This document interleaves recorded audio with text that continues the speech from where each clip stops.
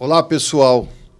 Um grande prazer estar com vocês mais uma vez neste programa Vem Conecta, que temos novidades para falar. A gente falará daqui a pouco sobre algumas pequenas mudanças que teremos no programa, mas esse programa é um programa de conexão, é um programa para a gente conectar pessoas como o meu amigo Marco Antônio está aqui do meu lado. Boa noite, Igor. Bem-vindo mais uma vez, sempre bom dividir essa bancada com você. Prazer. E dividir também essa mesa, essa bancada aqui com pessoas que influentes, e mais do que influentes, né? Pessoas que influenciam a cidade como um todo e com um olhar sempre positivo da história passada e pensando numa história futura de Guarulhos, né? Então, com a gente aqui, mais uma vez, é sempre um grande prazer e não vai ser a última vez, professor Elton. Obrigado. Legal, eu que agradeço o convite, a oportunidade de estar mais uma vez aqui, né? Eu confesso que da última vez que eu estive aqui, fiquei bastante impressionado com o profissionalismo, com a qualidade dos equipamentos, né? Com o projeto que vocês estão pensando, e aí a gente tem que fazer isso mesmo, né? Ocupar os espaços de forma respeitosa, né?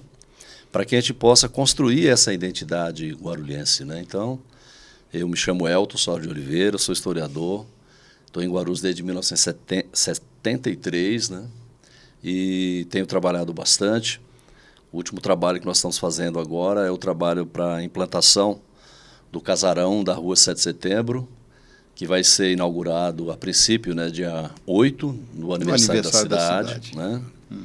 E eu fui convidado para compor uma equipe, e aí eu tenho feito lá toda a parte da estrutura de geografia, história, meio ambiente, e vai ser um grande presente para a história de Guarulhos, né? O restauro do casarão e a entrega dessa obra, que vai ser dia 8 de dezembro.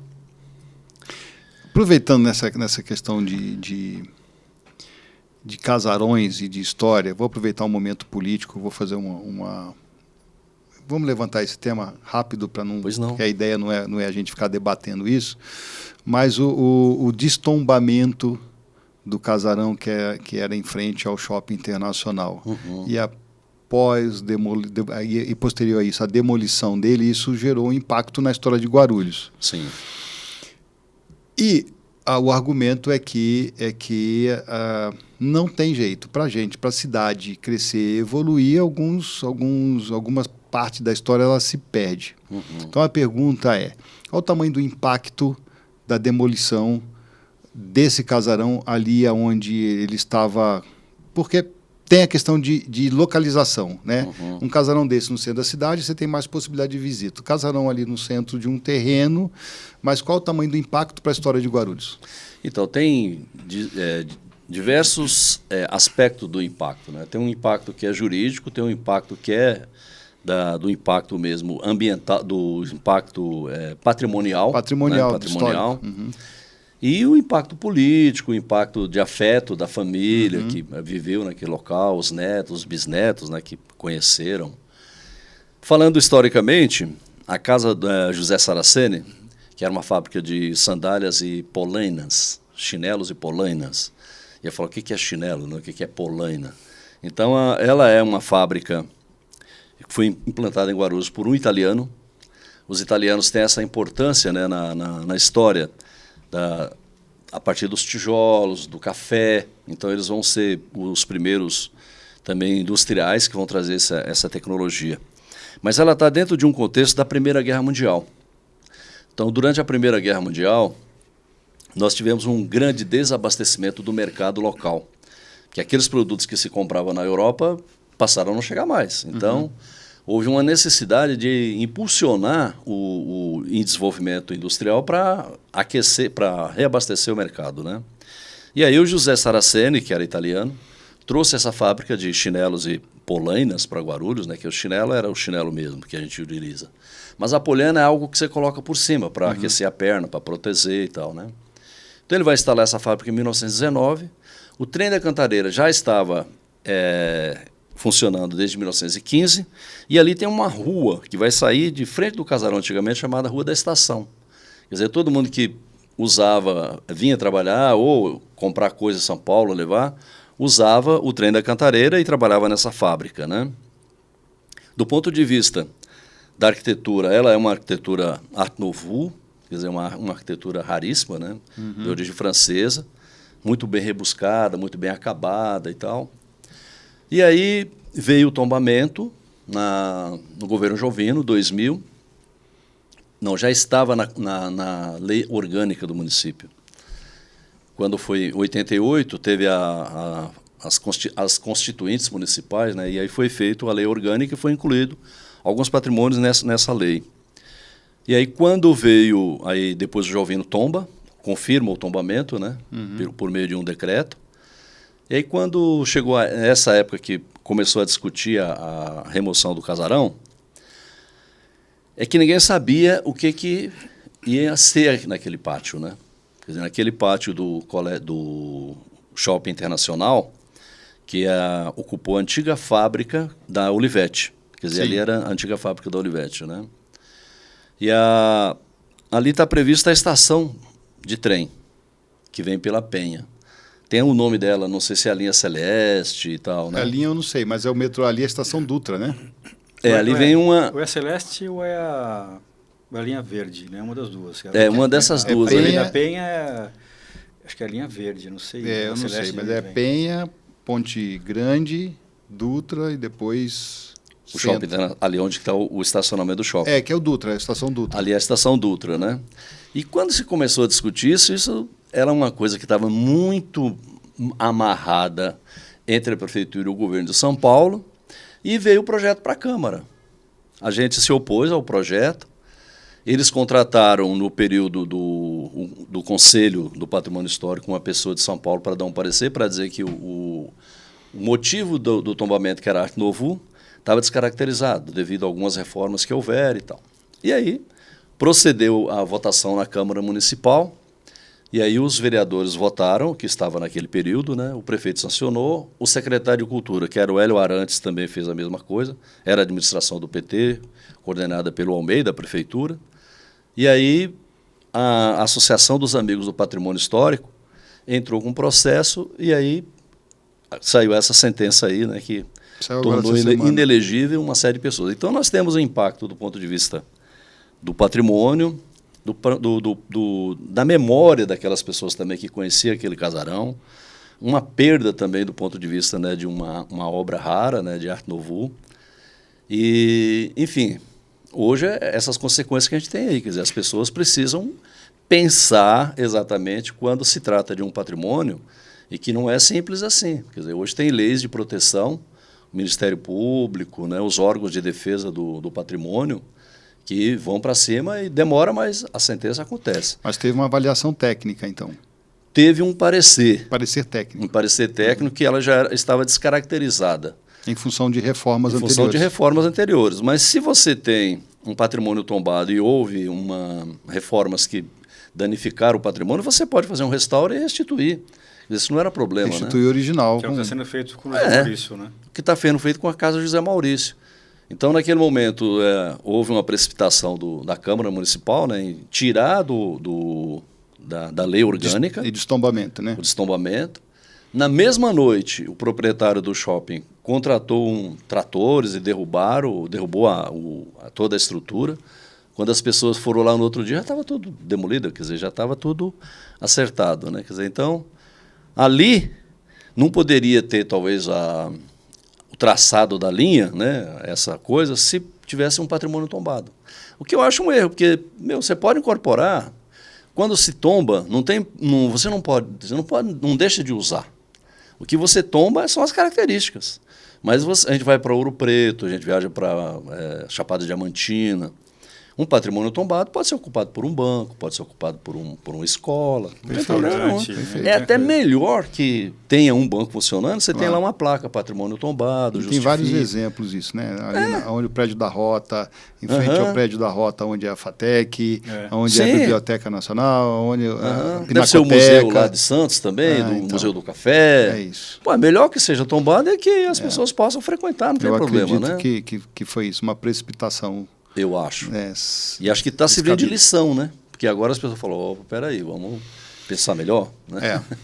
A gente trouxe esse tema porque é um tema bem atual. Quente, né? E sabendo, e queria a sua posição quanto a isso, porque eu, sendo historiador e contador das histórias de Guarulhos, essa é uma história que foi apagada. Diria que foi demolida. Ele faz parte de uma memória, assim, em memória, né? Patrimônio em memória. Eu até escrevi num outro livro que eu fiz, chamado Patrimônio em Memória. Aí tem vários, né, que não eram tombados, mas que foram na calada da noite, as pessoas contratam. Normalmente, quando tem um feriado prolongado, acontece. A gente tem que ficar de olho. Num dia tem, no outro dia não tem mais. Amanhã é feriado prolongado. Já é tema para um programa só. Então a gente exatamente, é um tema para um programa só para a gente falar dos patrimônios em memória. Em memória.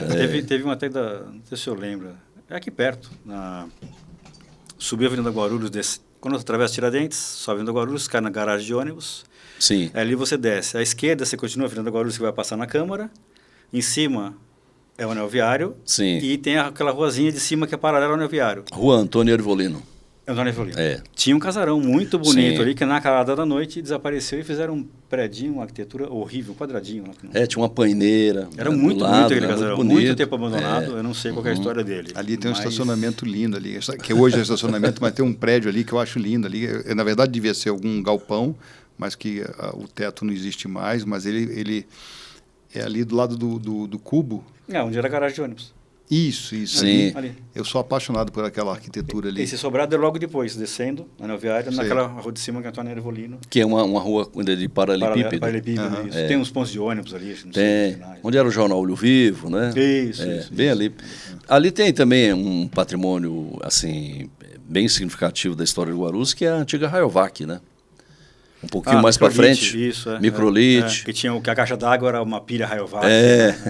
Em frente tem o CTMO, né, o Centro de Formação de Mão de Obra da Prefeitura. Isso, esse mesmo. Então ali tem bastante história, né? E a gente é bom que a gente pega essa deixa e vamos para o tema do nosso programa, né?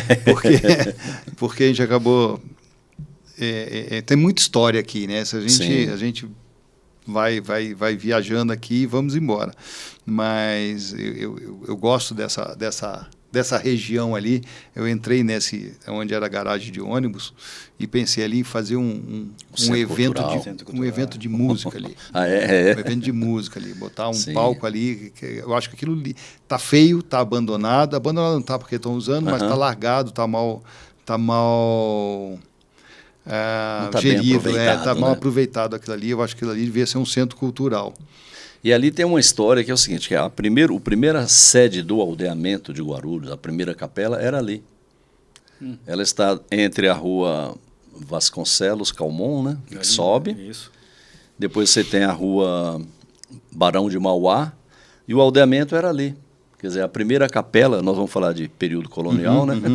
Já vamos falar. Já vamos entrando no tema. Porque eu achava que o primeiro seria lá em cima, onde é a matriz hoje. Aí é que tem uma divergência histórica, né? Quer dizer, quando no livro Cidade Símbolo, que é um livro oficial da história de Guarulhos, eles falam do aldeamento lá dessa primeira capela, onde é hoje a garagem de ônibus Guarulhos, como a gente tratava antigamente, né? Essa capela ela vai ficar ali uns 50 e poucos anos. Em 1608, aí tem mais documentação, que os padres da Igreja Católica pediram para construir um aldeamento na margem direita do rio Tietê. Na margem esquerda já tinha o aldeamento São Miguel, então eles pediram para construir um aldeamento na margem direita. E aí a igreja falou, não, está autorizado, desde que você ache um local seguro e que não ofereça risco de perder o que vai ser feito, porque é muito trabalhoso e tal. E eles, então, escolheram a colina do centro, que é onde está hoje a catedral. Aí tem duas hipóteses. Ou Guarulhos não foi fundado em 1560, que a documentação é muito frágil, ou ele foi transferido a capela para a colina do centro, ou de fato Guarulhos foi fundado em 1608 na colina do centro. O que a gente trabalha? A gente trabalha com a ideia de que existe uma legislação, que tem uma lei, né, que fala, né, do padre, fundador de Guarulhos, que é o padre Manuel de Paiva, negando o que está no hino de Guarulhos, que quem pequenina nascesse João Álvares, jesuíta Bezeu Ticonfé. Quer dizer, esse padre é o padre João Álvares. O padre João Álvares não foi o fundador de Guarulhos. O padre João Álvares foi o fundador de Itaquaquecetuba. E também coordenava o aldeamento de São Miguel. Então, em 1980, depois que já tinha feito os 400 anos, os historiadores mais antigos tiveram o cuidado de remeter para a Câmara um projeto de lei desconhecendo o padre João Álvares como fundador e elegendo o padre Manuel de Paiva como fundador de Guarulhos. E ele também é o primeiro padre que celebra a primeira missa em São Paulo. Então, não tinha separação de Guarulhos e São Paulo. Porque era uma coisa só, entendeu? Foi o meu entendimento no nosso último papo aqui, exatamente. Não tinha. Que Guarulhos era quintal de... Era um quintal, e assim, naquela época, quer dizer, quando São Paulo é fundado em 1554, ela estava anexada à vila de São Vicente. Vila, ela tem um peso muito forte. Vila era você ter uma Câmara de Vereadores de 3 ou de 7 membros. Esses 7 membros distribuíam o poder entre eles, o juiz de paz, o cara que fazia a medição de pesos e medidas, que era o almoçatel, né? Então eles dividiam o poder executivo, legislativo e judiciário, esses 7 membros. E a partir da criação da vila, ele poderia então emitir documentos de Seis Marias. Eles eram uma extensão do braço do rei de Portugal. Então, a primeira vez que vai acontecer no Brasil a criação de uma vila é a vila de São Vicente. Aí fala, pô, mas foi descoberto lá em Salvador, em Porto Seguro, por que não lá? E por que numa vila de São Paulo, aqui, né, no litoral de São Paulo? Bem, aí eu vou responder. Pela questão do ouro. Aquela região onde foi o Brasil, onde passou Pedro Álvares Cabral, eles não encontraram ouro lá, encontraram pau-brasil, indígenas, coisa que não tem e que não é do interesse deles, né? Queriam ouro. Onde é que está o ouro? O ouro estava em São Paulo. Então, cria a vila, Portugal e Espanha estavam juntos, só que os espanhóis começam a achar ouro na Bolívia, e aí os caras falam, ué, eles estão achando e nós não estamos achando? Aí começa a fazer análise e fala, pô, nós estamos na mesma formação geológica, né, na mesma extensão, e como é que nós não estamos achando? Então, para impedir a passagem deles, ou para controlar a passagem deles ali por essa região, então resolve fazer o quê? Então nós vamos criar a Vila de São Paulo. Não era a Vila de São Paulo, nós vamos subir a Serra do Mar. Subir na Serra do Mar vai chegar em 1553 em Santo André da Borda do Campo. Essa missão, composta de padres, indígenas e colonizadores portugueses, vão ficar 1 ano em Santo André e falaram, não é uma boa de ficar aqui não. Vamos pegar esse grupo e vamos levar lá para o Planalto de São Paulo, que é onde está hoje o pátio do colégio. E aí vai fundar São Paulo em 1554, 25 de janeiro. Quem celebra a primeira missa lá é o padre Manuel de Paiva. Aí em 1560, São Paulo é elevada à condição de vila. Aí é a segunda. É a segunda vila do Brasil. Ele desmembra de São Vicente. Continua sendo a capitania de São Vicente, mas ela é uma vila própria. Guarulhos ainda não estava criada. Guarulhos vai ser fundada no dia, de acordo com a lei, 8 de dezembro de 1560. Então Guarulhos era São Paulo. 6 anos depois. 6 anos depois, mas não tinha separação. Então, essa ideia só que foi criando um caminho, né? São Vicente, São Paulo... Estendendo os braços. Exatamente. Entrando que ele chamava de extensão do poder colonial. Então, estou lá no litoral e eu vou subindo, eu vou ganhando território. Eu vou ganhando território e vou consolidando esses territórios. Então, eu vou ali criando uma vila. Povoou aqui, eu posso avançar um pouco mais. E esse avançar um pouco mais foi, depois, já 100 anos depois, chegar em Ouro Preto, com essas primeiras experiências de mineração aqui no território, no Planalto de São Paulo. Então, Guarulhos tem a primeira lavra de ouro, 1589, certo? Se ela foi fundada em 1560, 1589, 18 anos depois, Marco? 29 anos depois. 29 anos depois. Quer dizer, é uma data que você tem que pensar o seguinte, 29 anos depois sem fazer nada. Agora pensa a segunda data. Guarulhos tem a primeira lavra de ouro, 1589. A estrada geral foi aberta, entre aspas, em 1600. A capela da catedral foi estabelecida em 1608. A estrada para o litoral. A estrada para o litoral. Tá. Só que de São Paulo saía duas estradas. Uma estrada pela zona norte, que vinha por Tucuruvi, Tá. Jardim Brasil, Vila Sabrina, chegava na Ponte Grande. E a estrada que vinha da Penha, que é também a estrada da Conceição, que se encontra na Ponte Grande Tá. e vem para a Capela da Conceição. Então aqui, quando na colina, aí chega as duas estradas, juntando essas duas que vêm da Zona Norte e da Zona Leste de São Paulo. Então, o que o poder colonial ia fazendo? Ele ia estendendo o território. Então, chegamos em Santo André, não é uma boa, vamos para o Planalto de São Paulo. Construa uma capela, edifico aqui e vamos dar mais passos. Então, vai formando isso, formando os territórios e eles vão avançando. Porque eles queriam, o ouro não está no litoral, o ouro está no interior do Brasil. E uma coisa que é muito importante, que nós estamos falando de período colonial, por que o ouro era tão importante? Como é hoje ainda, né? É porque na época, em 1447, o ouro se tornou moeda. É como o dólar hoje. Como é que você compra no mercado internacional? Com ouro. Portugal estava comprando muito e perdendo chamada economia fiduciária. Eu vendo muito, eu compro muito, mas eu não vendo. Então eu vou me descapitalizando. Então, o que eu tenho que fazer? Eu tenho que buscar ouro. Ouro e também as outras coisas que eles usavam. Então, pimenta do reino, cravo, canela. Isso era muito importante. As especiarias, né? As especiarias. Porque eu comprava especiaria, eu tinha que pagar em ouro. Uhum. Então, eu ia me descapitalizando. O comércio pelo Mediterrâneo estava bloqueado. Quer dizer, quem controlava? Os árabes e os italianos, né? Uhum. Controlava ali. O único jeito era eu entrar para o Oceano Atlântico.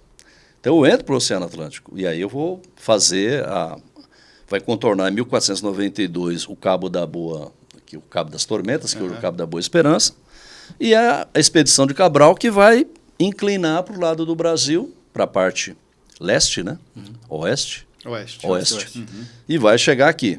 Chega em Porto Seguro, fica uns dias e depois vai embora, né? Não deixou aí fala que deixou meninos, né, que não... Porque como é que eu vou entender a língua de um indígena quando eu chego? É igual eu chegar no Japão. Se eu não tiver nenhuma noção, a gente não sabe. Então, quando os colonizadores também chegaram, eles falavam português. Os indígenas falavam a língua tupi. Eu não entendia, eles também, nada.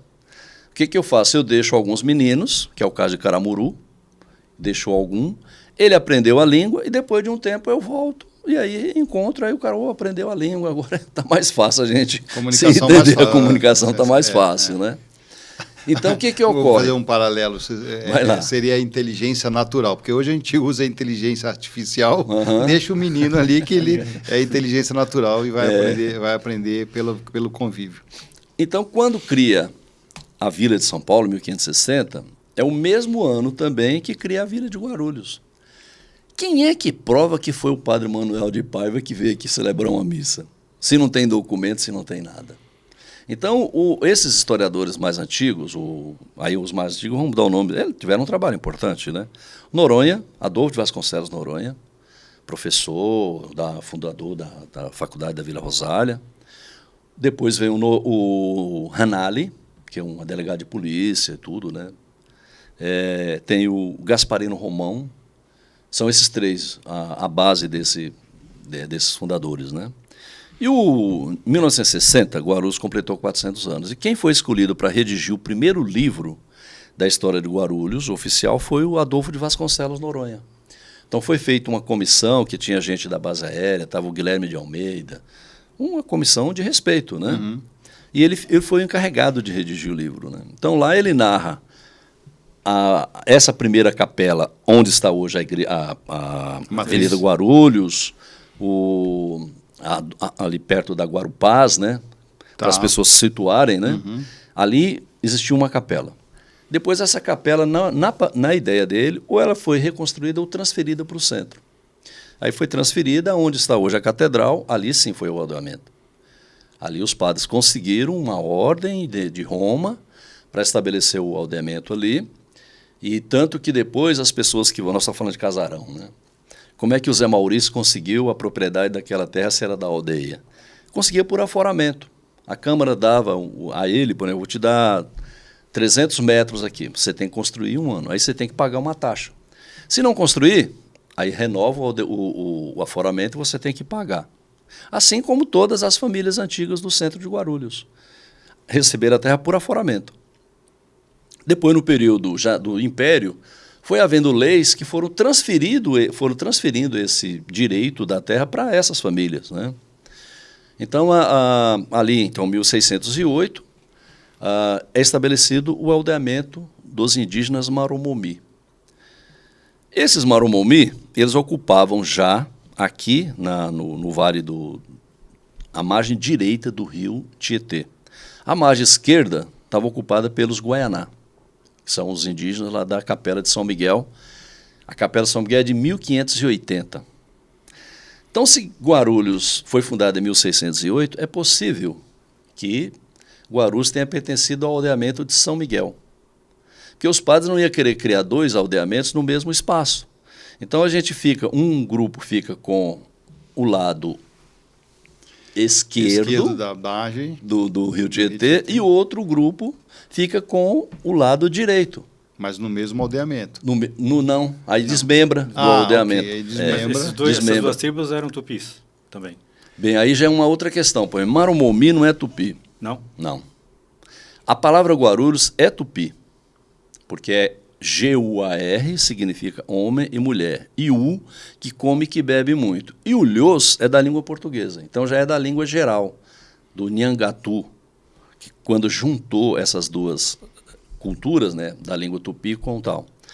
Mas tem 2 palavras na história de Guarulhos, que é padre e Deus, que não é, a grafia não é da língua tupi. Então significa que os Maromomi é de um tronco chamado tronco macro-G. Macro, grande, e G de muita gente. Assim, de modo geral, quem é do tronco tupi, habitava o litoral. Foram indígenas que chegaram ao Brasil por volta de 9.500 anos. E todos os grupos que já habitavam o litoral, antes da chegada dos tupis, eles expulsaram. Eles expulsaram eles de lá. Porque o tupi ele tinha uma cultura mais elevada. Então, o tupi ele produzia agricultura, ele enterrava os mortos em cerâmica. E fazer uma cerâmica hoje você pode achar que é fácil, mas não é fácil.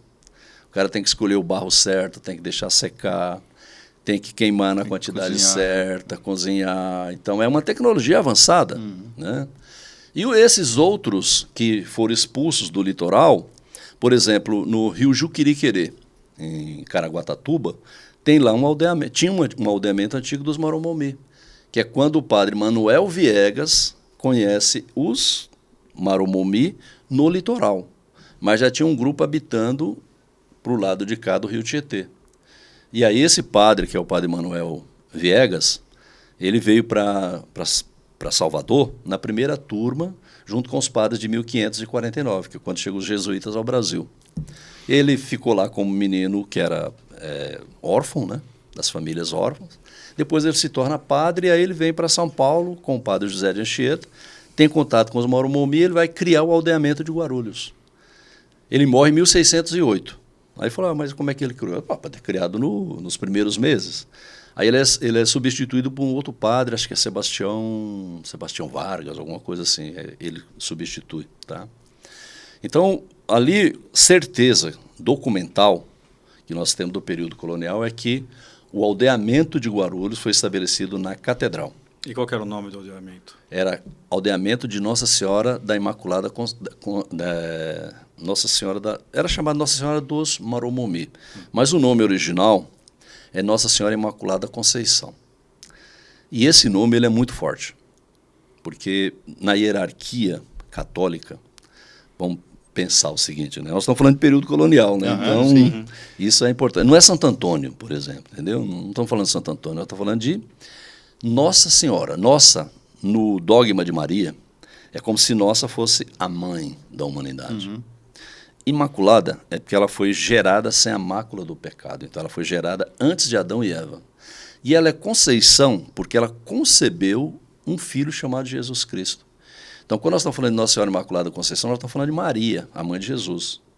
Se você pensar Deus, Maria, olha, ela é fecundada pelo Espírito Santo. E ela tem um filho, Jesus. Uhum. E por que ela foi escolhida para ser a Santa Padroeira de Guarulhos? Essa aqui é uma outra questão também fundamental, né? Salvador também, né? Salvador, Itanhaém. Então, Maria, na verdade, é o seguinte, Nossa Senhora Imaculada Conceição, ela é todas as Nossas Senhoras que nós temos no Brasil. Só existe uma Nossa Senhora, que é a Nossa Senhora da Imaculada Conceição.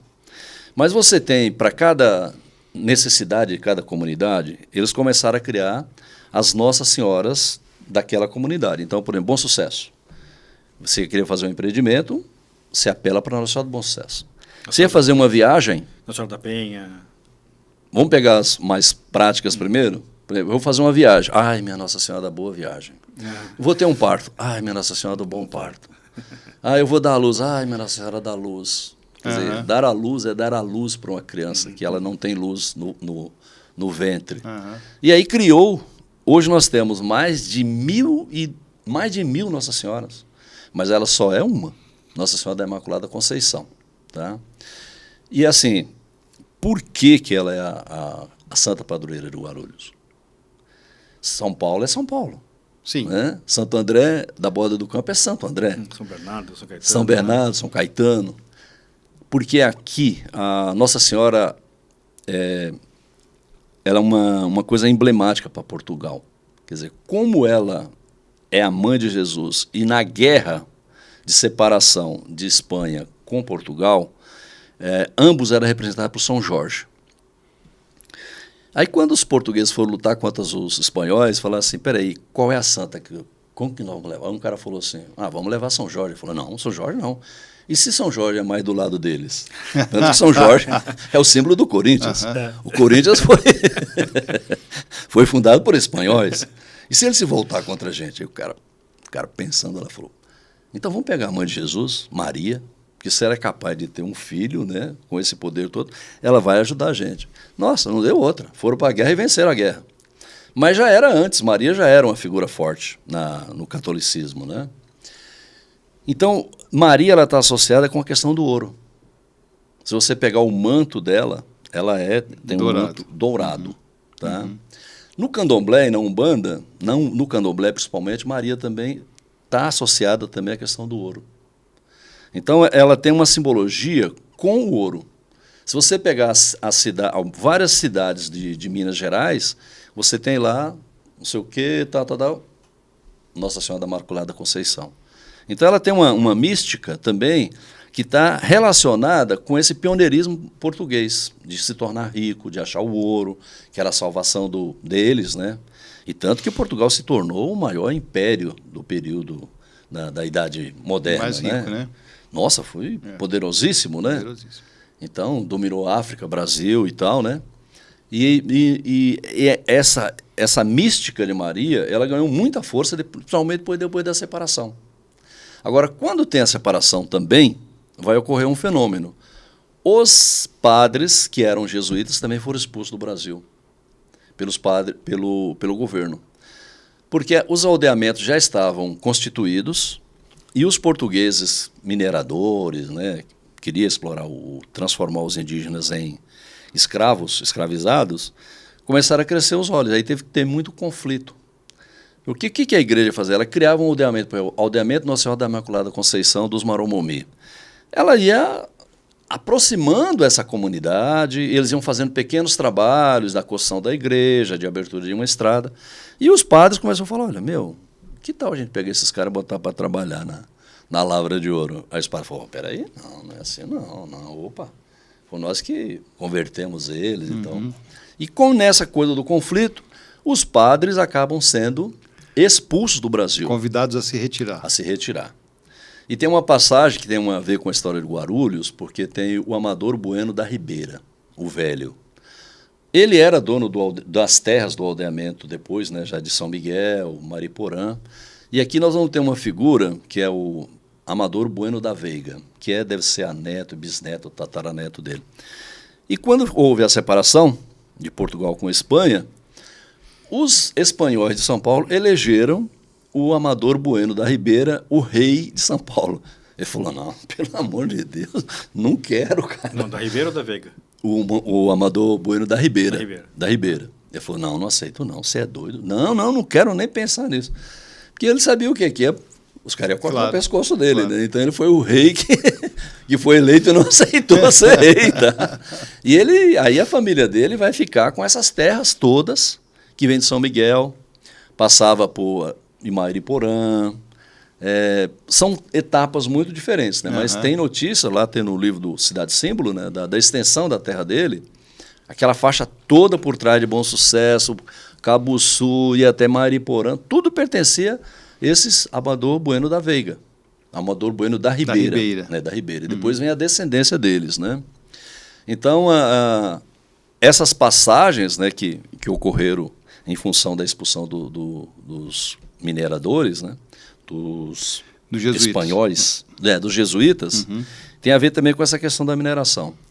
Nesse período da mineração, nós falamos de uma lavra de ouro de Guarulhos de 1589, essa questão é polêmica.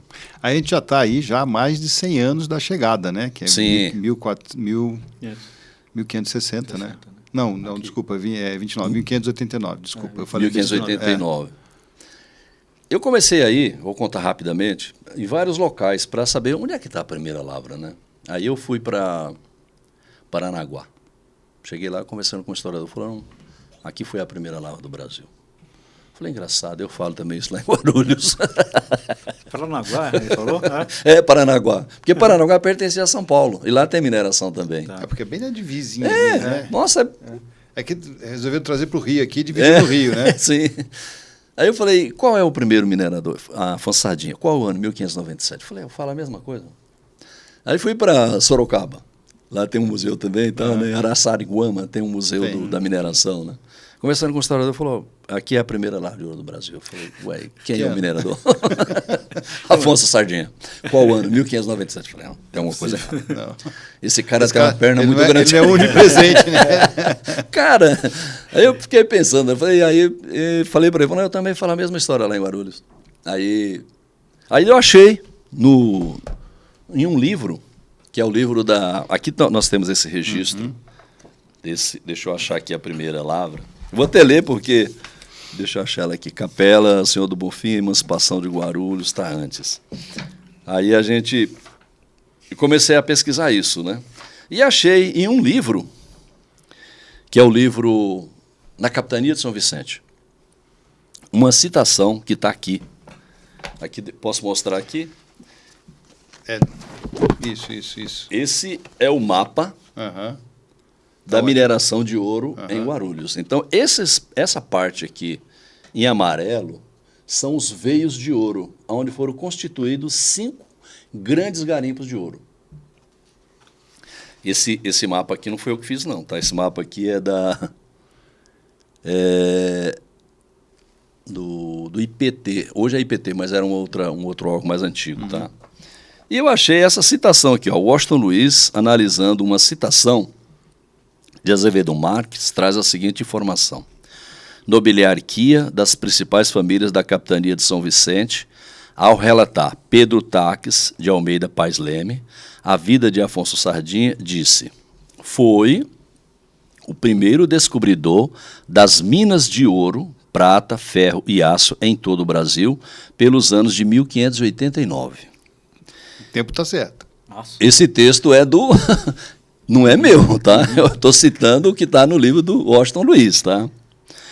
Em as seguintes serras, na de Jaguamimbaba, que ao presente tempo se conhece com o nome de Mantiqueira, no sítio que agora se diz Lagoas Velhas do Geraldo, distrito da freguesia de Conceição dos Guarulhos. Está aqui. Aí vem...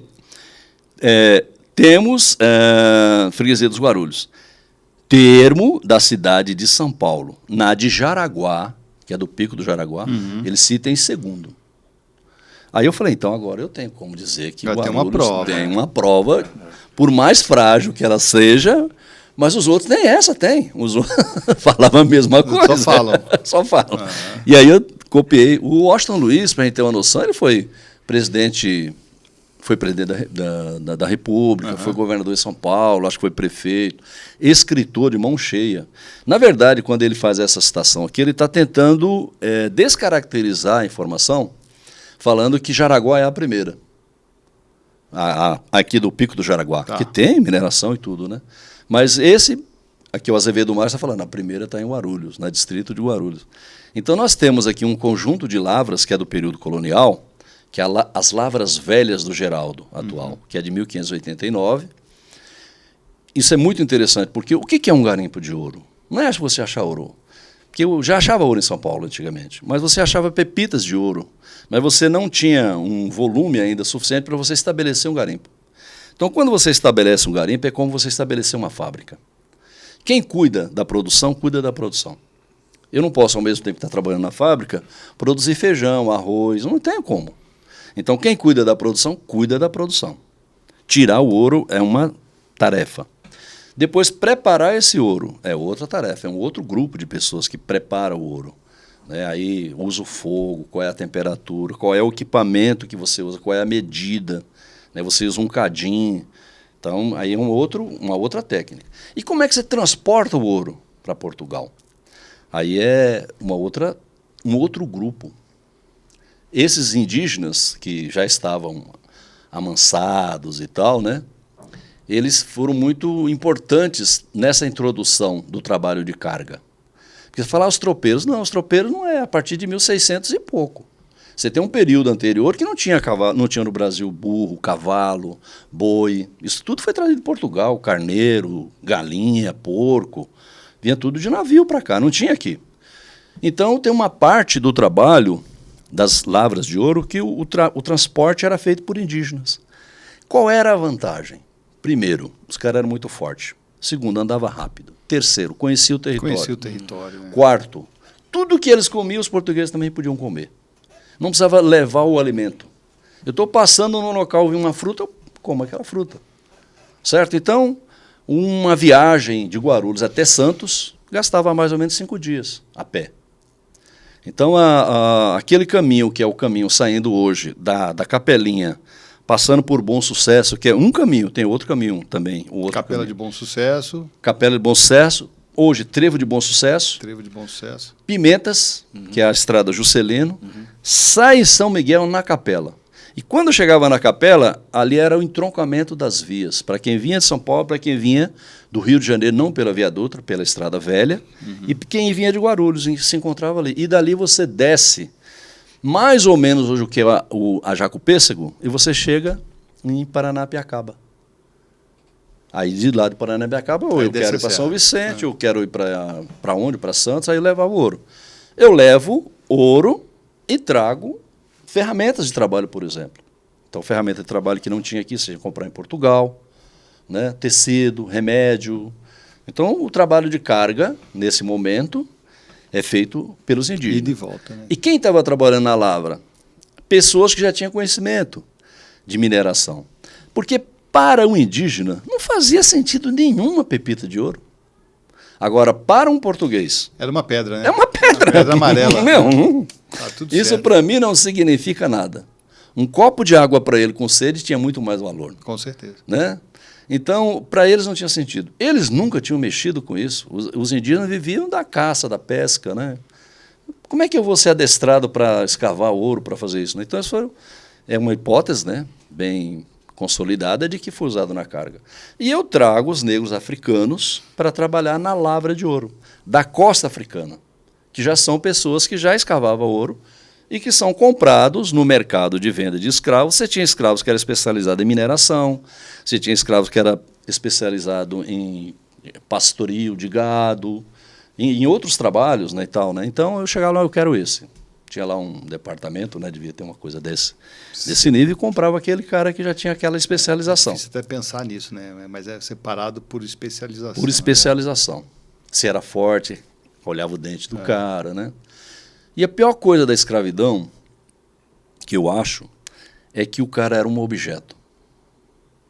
Assim, uma ferramenta, né? Era uma ferramenta. Eu poderia dispor da vida dele. Eu poderia matar, eu poderia fazer o que eu quisesse com ele. Porque ele era uma coisa, ele era um objeto. Ele não é como você hoje comprar um animal, né, e falar, não quero mais não, dar um tiro. Uma pessoa maldosa fez isso, matou o animal. A mesma coisa acontecia, né? Agora, também tem uns exageros também que eu acho. Se você precisa do escravizado para trabalhar, você também não pode maltratá-lo tanto. Porque senão ele não vai render. Não vai produzir. Não é? Não vai render, não vai produzir. Então você também tinha que ter um certo cuidado, porque se você fosse comprar hoje uma pessoa escravizada, eu acho que custaria mais ou menos uns 20 mil reais. Se tem um plantel de 10, já é 200 mil reais. É uma indústria grande. É uma indústria grande.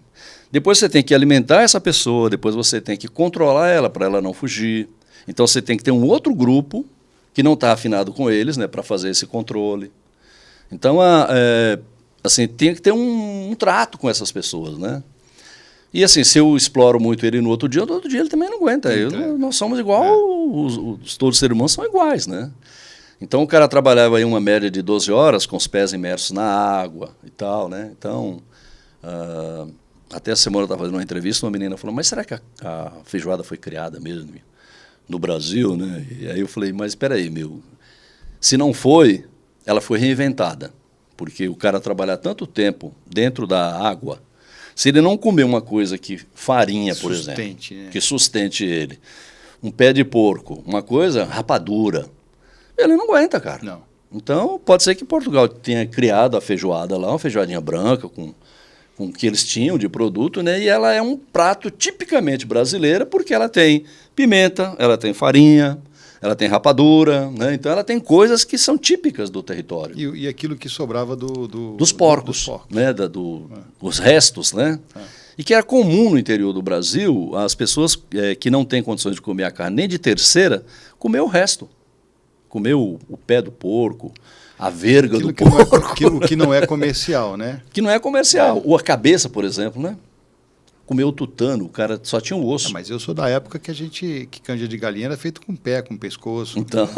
Hoje em dia, né, a canja é refinada, mas na minha época só cortava a unha. Então aí tem essa passagem, né, quer dizer, desse período colonial do Brasil, que existia uma rota de trabalho escravizado, né? É uma rota de trabalho que passa por Pimentas. Tem uma outra rota também, que as lavras de ouro de Guarulhos, ela está dividida nessa parte mais alta.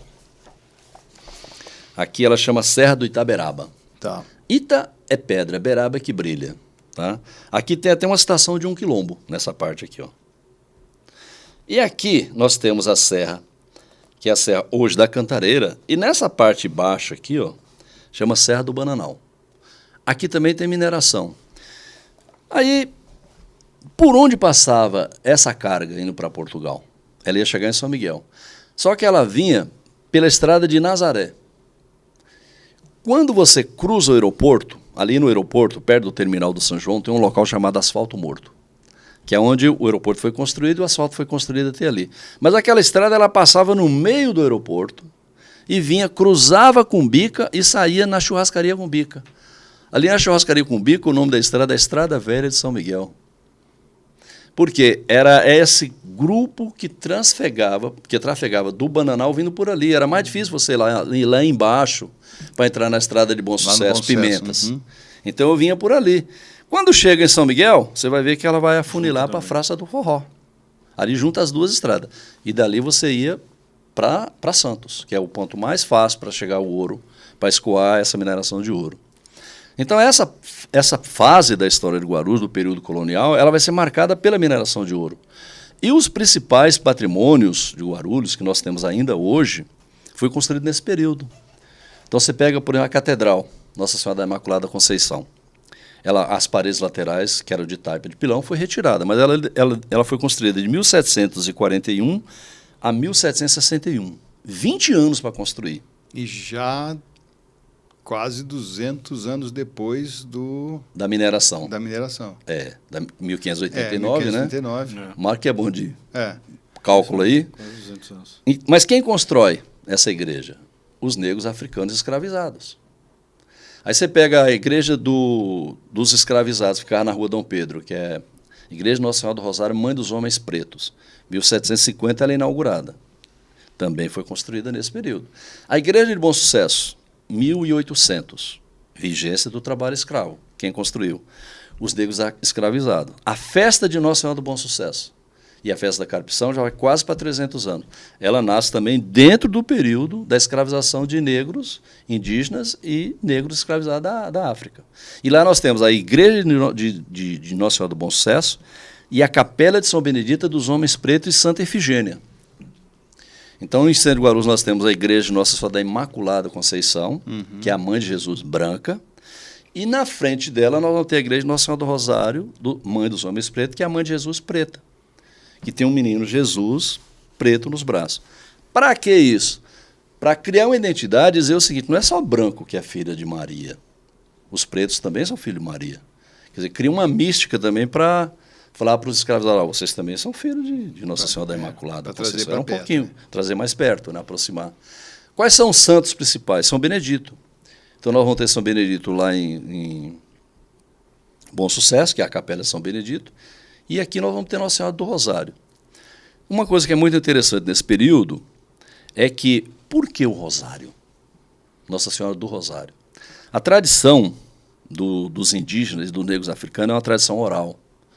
Então eu não preciso de um padre para celebrar. Então eu tenho um terço que eu dou para uma pessoa, um líder, e você vai fazendo aquela oração. Então por isso que é do Rosário. Então eu vou 25 Ave Marias, 25 Pai Nossos.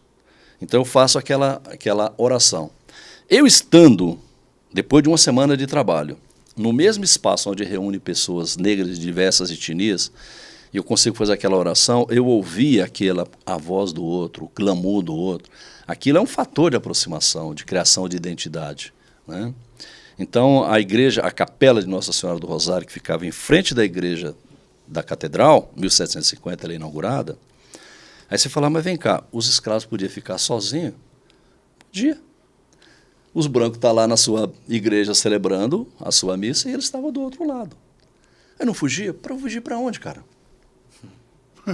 Quer dizer, o cara vinha para ali, ele construiu família aqui, né? Ele tem filho, tem neto, tem saudade do passado dele, tudo, mas ele falou, eu vou para onde, cara? Vieram forçado, mas... Foi forçado, eu tenho que ficar aqui. Voltar, né? Eu vou criando laços, quer dizer, então quando eu vou criando esses laços, puta, vim para o centro de Guarulhos no domingo à tarde, né? Aí trazer cachaça, trazer um atabaque, uma coisa, né? Uma viola que eles podiam tocar. Aí tem aquela frase famosa, né? Primeiro a devoção e depois a diversão.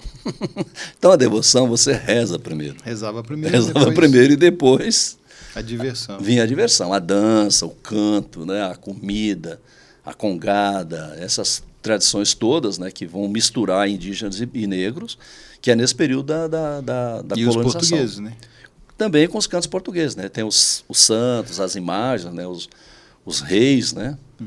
É cheio de... é um sincretismo, né? de religioso, né? Então, nesse momento, colônia, viveu-se esse período em função do ouro.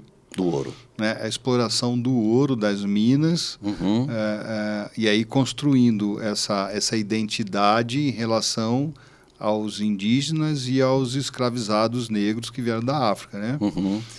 Entendi. Assim, o senhor vai contando a história e eu vou aqui construindo a história toda, visualizando a história toda na minha cabeça, porque aí esse é o ciclo colonial, né? Porque até então não chegou ainda aqui a família imperial, né? Ainda não. Né? A família real vai chegar no Brasil em 1808. Aqui nós tínhamos a estrada geral. Aí hoje você fala assim, hoje nós temos a estrada real. Não existia estrada real. Existia a estrada geral. As estradas gerais, que a estrada geral é aquilo que eu vou sair de um local, de uma comunidade branca e vou chegar em outra comunidade branca. Então, que absorve as pequenas e vai levando... Vai interligando elas. Aí quando o rei chegou, ele começou a chamar essas estradas gerais de estradas reais. Porque estrada real. Porque o rei chegou, agora, estrada do rei. Como o rei acho que fica um pouco em Salvador, depois ele vem para o Rio de Janeiro, né? Ou já chega direto no Rio? Acho que direto no Rio, né? Chega direto no Rio, né? Aí todo mundo começa a fazer isso.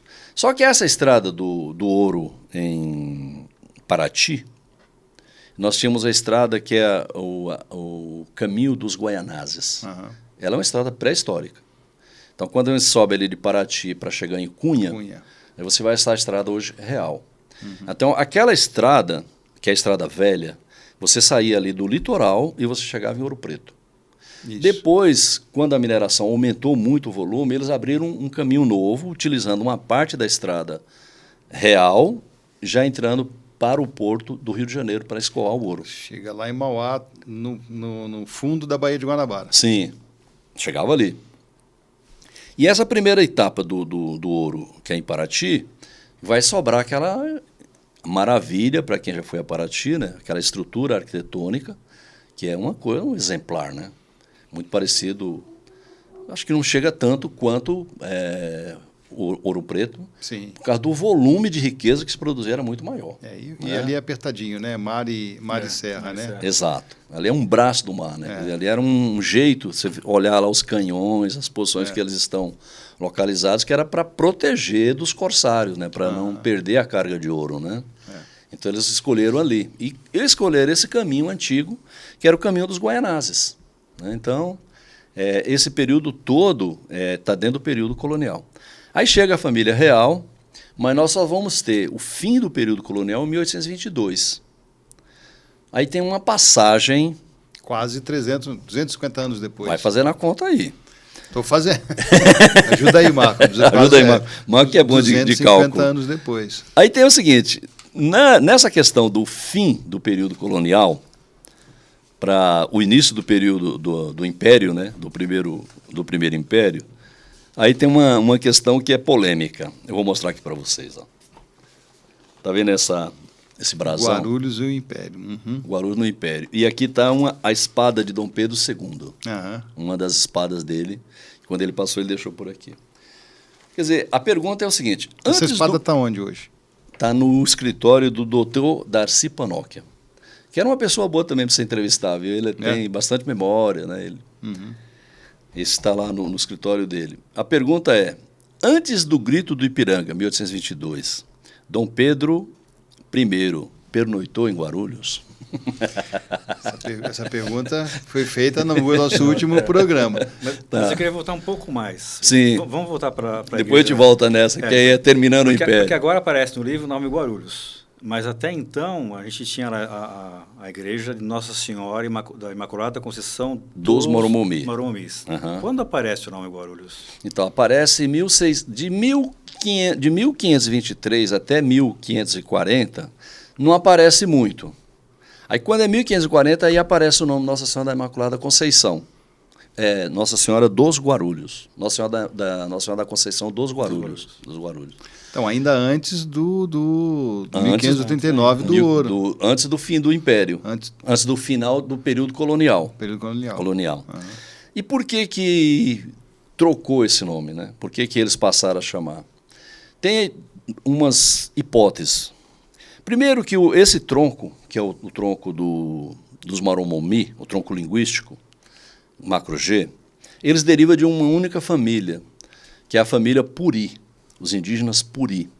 A família Puri, eles ocupavam o Vale do Paraíba todo, o Espírito Santo, essa região toda, até Minas Gerais, era ocupada pela família Puri. Como a família vai ficando muito grande, eles foram desmembrando grupos. Então, os Guarulhos, que Campos dos Goitacás antigamente era chamado Santo Antônio dos Guarulhos. Tá? Campos dos Goitacás, no Rio? Sim, até 1960 era chamado de Santo Antônio dos Guarulhos. Aí nós vamos ter o aldeamento de São Miguel com os Guaianá e Guarulhos, os Maromomí. Mas esses indígenas é tudo do mesmo tronco. Eles tudo eram barrigudos, fortes, troncudos, profundos conhecedores do território. Não praticavam agricultura, eram nômades, eles viviam circulando e tudo, né? Então, os portugueses, para facilitar a identificação, é uma das hipóteses que tem aí nos livros, é que eles atribuíram para esses indígenas dos pés chatos, barrigudos e tal, nós vamos chamar de Guarulhos. Tá? Então, vamos dar essa nomenclatura. E os outros, que é do Tupi, aí tem outro, aí foi dividido, na verdade, Tupi e Tapuia. Quem estava na beira do litoral era Tupi. Quem estava no interior do Brasil era Tapuia. Agora, por que Tapuia? Tapuia porque dormia em tapume. Não tinha casa fixa. Então, o cara chegava aqui em Guarulhos, por exemplo, e onde é que vai abrigar o nosso grupo? Embaixo de uma rocha, de uma pedra grande, de uma árvore. Né? Então, eles não tinham coisas fixas, né? Dormiam normalmente em rede, acende um fogo e todo mundo fica ali, né? Agrupado ali. Então, os portugueses criaram esse topônimo, esse etnônimo, né? Que é Guarulhos. E, na verdade, era Goarulho. Go, não tinha U, não. Só que ele foi sofrendo modificações e ficou Guarulhos, porque Guaru é do peixe barrigudo, que é da língua tupi. E o lhos da língua portuguesa. Então, G-U-A-R, homem ou mulher. E U, que come e que bebe muito, por isso são barrigudos. Então, esses caras eram barrigudos porque quando eles achavam o que comer, comia muito, né? Será que o que não faltava era o que comer, né? Nossa, é uma riqueza, né? Então, aí a partir de 1640, os colonizadores portugueses passam a chamar todos de Guarulhos. Até 1623 aparece muito a palavra Maromomi, e depois começa uma fusão de Guaromomis, Guaraminins, vai tendo uma mistura até chega na palavra Guarulhos. Né? Que eu acho que era uma forma deles classificar mais alto. Quando ele olhava, falou, opa, aquele ali é Guarulhos. Tá, então não existia uma tribo dos índios Guaru?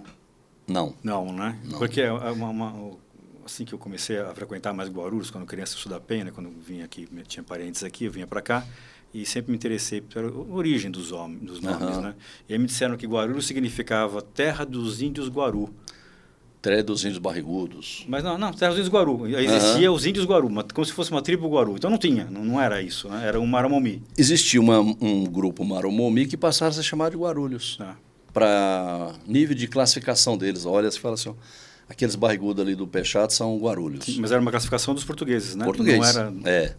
uma maneira deles controlar no território, né?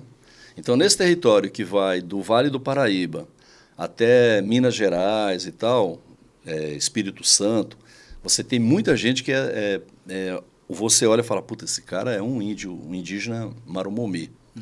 Aí você olha e fala, nossa, como é parecido, são todos muito iguais, né?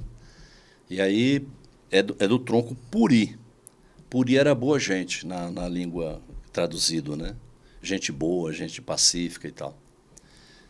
Mas eles ocupavam os vales dos grandes rios. Então, o rio Tietê, que é um rio imenso, né? A margem direita e a margem esquerda, e também o rio Paraíba do Sul. E esses dois rios, eles têm interface com Guarulhos. O Tietê, interface pela parte sul, e uma das nascentes do rio Paraíba do Sul, que vai desaguar no rio Jaguari, nasce no Morro Ianguçu, lá no bairro Água Azul. Aqui em cima, né? Nós somos entre duas bacias hidrográficas, a bacia do Tietê e a bacia do Paraíba do Sul. E eles ocuparam exatamente esse território, né? A ocupação da família Puri. Comida fértil. Comida fértil, que é uma região muito rica. Nós estamos entre duas serras, né? Serra do Mar e a Serra da Mantiqueira. Da Mantiqueira. E um vale, o nome né? Jaguamimbaba, que aparece aqui, é o antigo nome da Serra Mantiqueira. Jaguamimbaba. E significa? Olha, significa serra que verte, que chora, que tem muita água, né? E a riqueza que é ainda hoje, né? A biodiversidade, mas a produção de mel, de abelha, frutas que poderia comer, tudo, né? Até hoje, mesmo com toda a destruição que a gente tem causado, você vai ali, você tem tudo, você olha para cima, você tem fruta, você olha para baixo, você tem animal, você olha para a água, você tem peixe, você olha para lá, tem uma colmeia ali de mel natural, né? Era uma geladeira, né? Vamos dizer assim. É um hortifruti. Um mercado, um hortifruti, né? Você não precisava... E não precisava de coisas que os portugueses precisavam para controlar a permanência, né? De fato, não precisava de nada, né? Porque aqui a temperatura é amena. Então, assim... Sim, eu tenho que achar onde é que está o produto em cada época, né? Então, onde é que está o peixe, onde é que está a sapucaia, onde é que está o pinho da araucária. E aí poderia perguntar assim, vem cá, se os indígenas deslocavam e tinham que ficar embaixo de tocas, né? Porque imagina que o clima era muito diferente, né? clima da Mata Atlântica é um clima úmido. Né? Até certo tempo aqui, década de 50, São Paulo era a terra da garoa. Imagina que quando é que estava tudo coberto com árvore, né? Como é que isso era frio, né? Onde que esses indígenas pernoitavam em Guarulhos? Ele tem que fazer essas perguntas, né? Para a gente pensar. Já que eles eram nômades, né? Se era nômades. Não tinha viaduto para dormir debaixo. Não tinha. Não tinha uma marquise de uma empresa para você dormir embaixo. Né? Eu acho que é assim. Aqui nós temos essas rochas do centro de Guarulhos, principalmente ali no Macedo e na Vila Fátima. Tinha muitas dessas rochas grandes. São rochas de 790 milhões de anos. São rochas graníticas. E na Vila Fátima, onde está hoje o Tomeuzão, chegou a existir uma pedreira imensa, cara. Você olha assim, as pessoas dentro daquela pedreira, no final de semana, indo lá, porque formava os lagos de água, onde tirava essas rochas, né? Eu acho que esses índios ocupavam essa faixa. E conversando com moradores, não recente, né, da Vila Fátima, eles falavam das araucárias que tinha pegando nessa faixa do Macedo, indo para a Vila Fátima, depois você chega no Cocaia, quer dizer, uma faixa de mata de araucárias, né? Araucária aqui? Araucária, sim. Eu sei o que é. Nossa, meu, aqui tinha muito. Nossa, não sabia. E quem teria que voltar na questão, por exemplo, da formação da mata do Cerrado com a Mata Atlântica. A mata do Cerrado ela é muito mais antiga, ela é de 65 milhões de anos. A mata de Atlântica ela é de 50 milhões. Então, a mata de Cerrado ela era muito mais extensa e a Mata Atlântica era muito menor. Quer dizer, a Mata Atlântica ela começa a se formar quando o Oceano Atlântico se forma, porque ela vai aproveitar dessa vegetação, dessa umidade para ela ir se formando. Aí o que vai acontecer? Vai havendo um aquecimento, ela vai crescer e a mata de Cerrado vai ficando mais distante daqui, de onde nós estamos. Tanto que aqui no Cabo Sul, nós temos um remanescente de mata de Cerrado, no meio da Mata Atlântica. O que o Aziz Abissab chama de relictos de vegetação. Vamos dizer assim, restos de vegetação, de uma vegetação que afastou e a outra avançou, mas ficou um pedaço dela aqui no meio, entendeu? Uhum. Então, para a gente entender esse processo, a gente tem que também ver quando que se formaram esse tipo de vegetação, né? Então, é uma transição, né? É uma transição. Se você pensar daqui de Guarulhos até Ouro Preto, é uma região de transição da mata. Quando você chega no norte de Minas, aí sim você já está entrando na Caatinga. Verdade. Tem outra transição também. É outra transição, entendeu? É verdade. A araucária me chamou a atenção porque a araucária se vê muito ali no Paraná, em Curitiba, tem muita araucária. Araucária. Mas se vê também em Monte Verde, mas aqui eu nunca tinha visto araucária. Tem. Nem sabia que tinha araucária aqui. Na mata, aqui no Parque Estadual da Serra da Cantareira, tem ainda árvores com mais de 100 anos. Eu falo, peraí, 100 anos? 100 anos pelo seguinte, na Segunda Guerra Mundial, toda essa região, que é a região que nós temos aqui, as três serras, né? Itaberaba, Bananal e Cantareira, ela foi desmatada. Então a vegetação que a gente tem ali, ela está perto de 80. Desmatada para quê? Porque com o processo da guerra, as empresas passaram a mover as caldeiras com carvão. A vapor, né? A vapor. Uhum. O trem da Cantareira era a vapor. O primeiro trem. Teve que usar a madeira aqui da região. E aí como é que você faz? Você desmata. Uhum. Aí o testa de ferro, por exemplo, fala de testa de ferro, vai que a família escuta, né? Mas o cara que fez todo o desmatamento do Pimenta chamava Luiz Franco. Hoje nós temos lá a Ambev, que tem o Lago do Franco. Era dono da fazenda Capoava. Ele tem o lago e tem a pessoa, até foi a semana lá, o pessoal me perguntou, por que chama por que chama Franco? Pertenceu a Luiz Franco. Luiz Franco, ele implantou os loteamentos ali de São Miguel, em Guarulhos, Jurema, aqui, Angélica, né? E ele que fez o desmatamento. Então, o José Hermílio de Moraes, o que fez? Contratou ele e falou, vai lá e desmata, aí eu compro a madeira. Dava caminhão, isso na 39, 40. Uhum. E Guarulhos, nesse período, estava vivendo, nós estamos saindo fora do tema, né? Já voltamos para a era moderna. Era moderna. É. Guarulhos, nesse momento da Segunda Guerra, aqui eu falo que a cidade estava sendo se preparada para ser uma trincheira de guerra. Por quê? Getúlio Vargas trouxe de São Paulo para cá a base aérea, que era no Campo de Marte. O Clube Paulista de Planadores passou a ser ocupado pelo Exército. E no Pimentas construiu a fábrica de pólvora. A base aérea cuida dessa parte da defesa, né, de São Paulo, do Palácio, do loteamento industrial satélite Cumbica, mas aqui é como se fosse uma trincheira. E o bélico também está aqui. Também está aqui. Então, esse conjunto, e aí José Hermílio de Moraes vai se juntar com Getúlio, né, e aí vai patrocinar, por exemplo, o Luiz Franco para tirar madeira. E aí, quando a gente tem essas vegetações hoje, de 100 anos, é porque ela está relacionada com esse desmatamento que houve. Só 100 anos, né? De só 100 anos.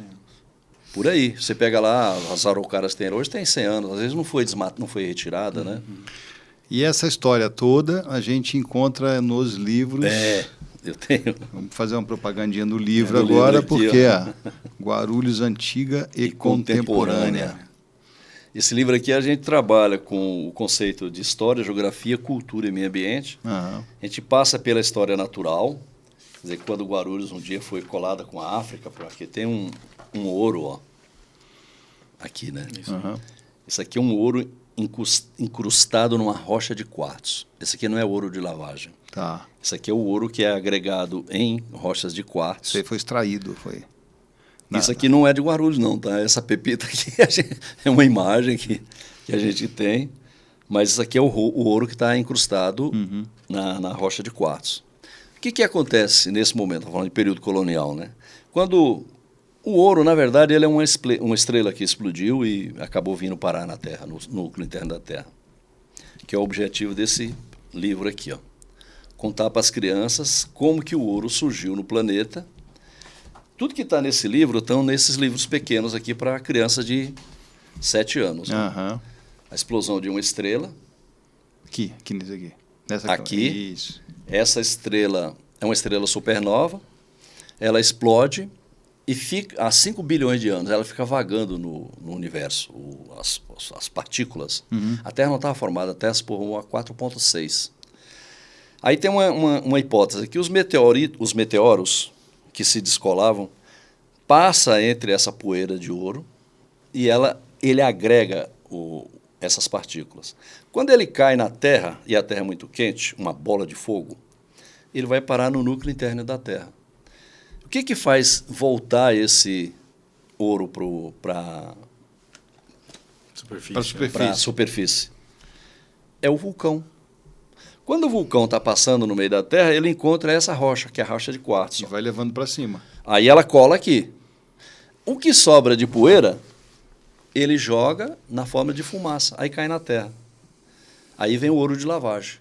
Então, na Lavra de Guarulhos, e nós vamos fazer um passeio dia 7 lá, quem quiser ir pode entrar em contato que a gente leva para conhecer. Dia 7 de dezembro. 7 de dezembro, um dia antes do aniversário. Todo ano a minha filha organiza esse passeio. Qual horário?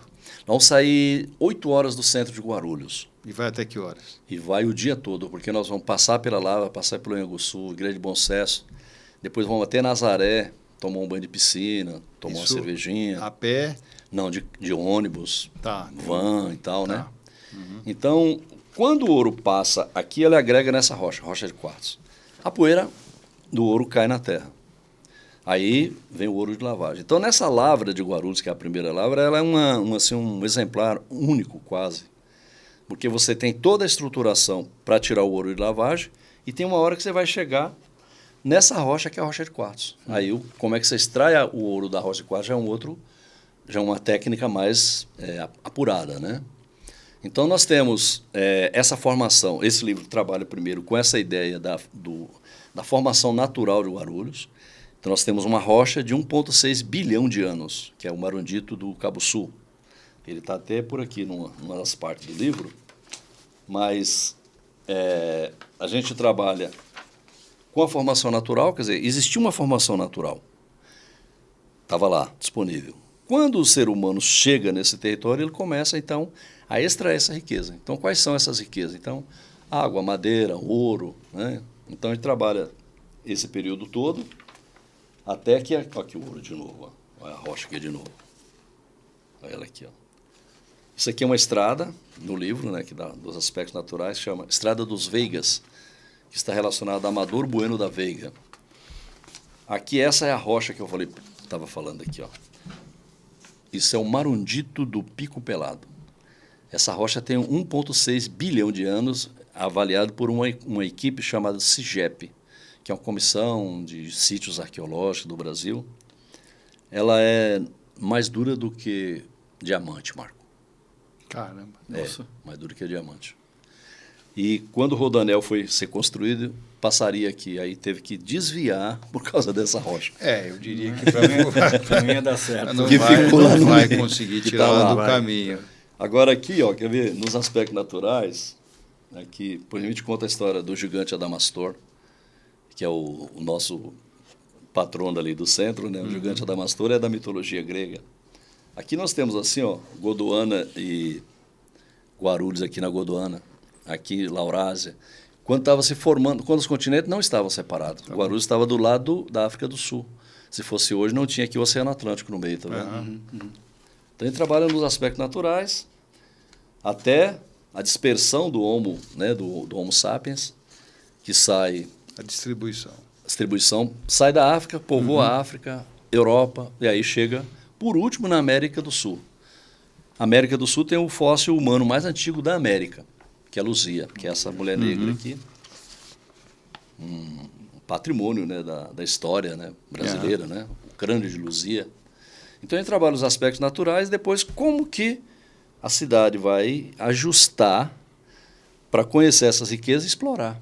Então, primeiro explora o ouro, depois explora a argila. A argila está na camada sedimentar, na parte de baixo. E depois ela começa, explorando a argila, vai produzir tijolos, substituir a taipa de pilão, né? Tudo isso intercalado dentro dos ciclos, né, de desenvolvimento econômico. Depois vai passar por uma fase, que é a fase do estabelecimento da indústria.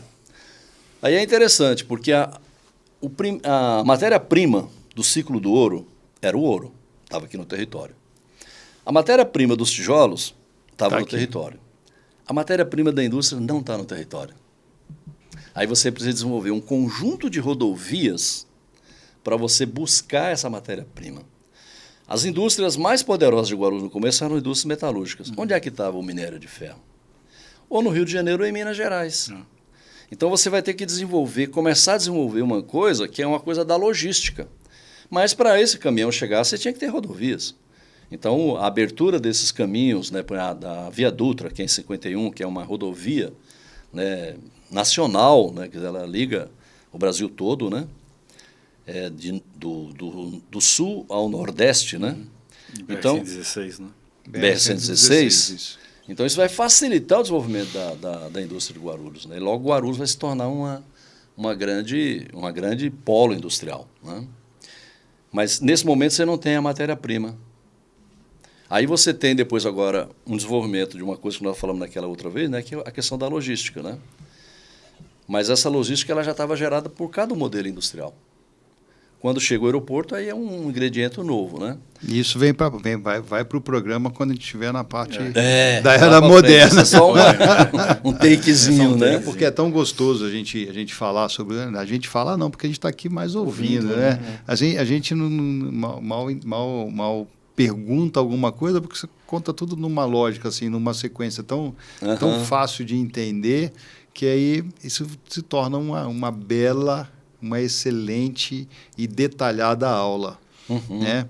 Mas a nossa proposta aqui é a gente ficar no Colonial e por incrível que pareça, já tem 1h20 que a gente está aqui. Bom.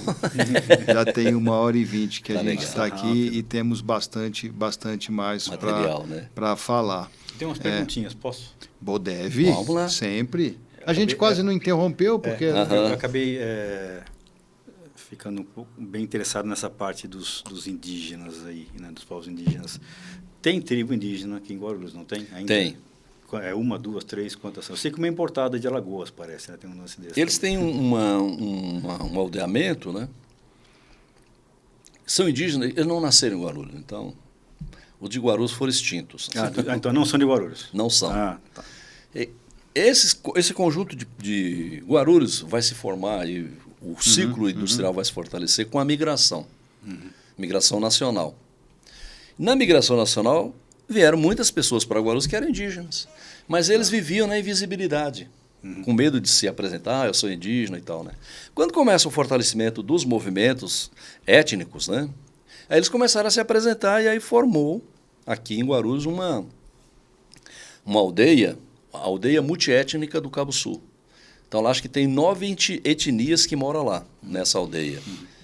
Mas, assim, a chegada deles... Marmomim não tem nenhum. E vieram como migrante. Mas aqueles originais não tem nenhum. Original não sobrou ninguém, não. Tá. E ainda no momento da colônia ou já no momento do Império? Que eles foram, Não, que eles foram sendo extintos, foram... Olha... Ou extinto ou se misturando, né? Também tem essa hipótese da Porque chamada miscigenação. Não foi uma execução, né? Foi um ato contínuo, é isso? Olha, essa da extinção, tem um livro lá do pesquisador Benedito Preze, né, que fala no momento de maior opressão, né, dos colonizadores, eles tiveram três alternativas. Fugir, enfrentar... E aí fugir significa espalhar e perder a identidade? Perder a identidade ou aderir. Né? Então, eu acho que houve os 3 casos. Tem aqui uma passagem na história de Guarulhos que aconteceu com... O cara hoje o nome é nome de uma rua da Penha. Manuel Sutil de Oliveira. Ele tinha uma fazenda e os indígenas atearam fogo e mataram todos os membros da fazenda. Então, esse é um caso de enfrentamento. Né? Mas teve o caso da fuga, fugiu para outros lugares, né? E dos que aderiram também ao projeto colonial. Falaram, não tem jeito, é melhor eu ficar aqui. Né? Aí se misturaram. Se misturaram. E você ainda hoje encontra, na região mais aqui da região da divisa de Guarulhos com Nazaré, muitas pessoas que podem ter uma descendência muito próxima dos Marumbi. Que eles são baixos, você olha o traço, né, deles, né? Não são negros também, mas não são brancos. Fala de um jeito diferente. Então, pode ser também que esses que se misturaram, que houve uma miscigenação, ainda está aí, quer dizer, esse caipira guarulhense, né? Para quem anda, eu ando bastante lá por essa região, na divisa, Guarulhos, Nazaré e Mariporã. Então a gente encontra muita gente que fala assim, nossa, esse cara não está dentro do padrão. Aquela região da Tapera Grande, por aí. Tapera. É o povo indígena que se miscigenou. Miscigenou. Eu acho que são esses caras. Imagino que sim. E não criaram uma aldeia, uma colônia deles. Porque eu conheço lá, por exemplo, pouca referência aos um cara chamado Sr. Antônio Bertossi. Nossa, ele é baixo, troncudo. Mas Bertossi é de origem italiana. Uhum. Mas pode ser que a mãe, né, a avó, entendeu?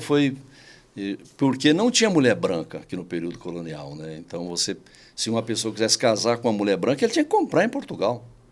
Comprava e vinha, e depois, para chegar a cruzar o Serra do Mar, tem o seriado lá da... Corre risco de comprar lá e não chegar vivo aqui. Não chegar aqui, porque poderia também morrer, né?